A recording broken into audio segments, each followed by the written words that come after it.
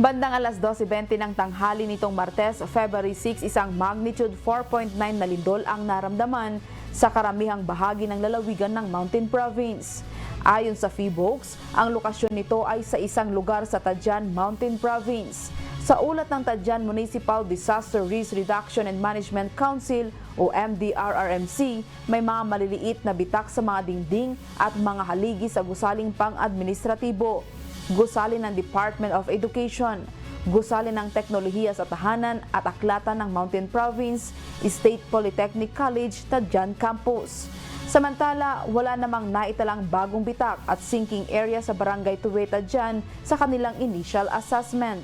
Iniulat naman ng Sabangan MDRRMC ang pinsala na nagdulot ng mga bitak sa pader ng Pingad Senior High School, Kapinitan Elementary School at Tourism Information Office at sa bumagsak na riprap sa Barangay Bunayan. Bukod dito, 2 residential house sa Libo, Napua ang nagtabon ng mga bitak sa kanilang mga dingding.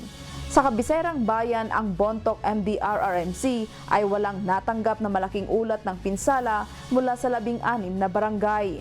Nagsagawa ng duct cover hold procedure at inilikas mula sa kanilang mga opisina ang mga empleyado sa municipal capital.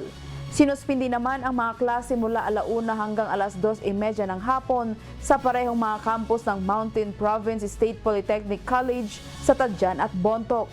Walang idiniklara na suspensyon ng klase sa ibang mga paaralan o trabaho sa mga opisina ng gobyerno. Sa ngayon, wala pang ulat ang naturang mga ahensya kung magkanong halaga ng napinsalan ng lindol. Bagamat sinabi ng PHIVOLCS na walang inaasahang aftershocks, pinapayuhan pa rin ang publiko na maging mapagbantay at kalmado kapag naganap ang pagyanig. Grace Doctolero, humahataw sa balita ngayon.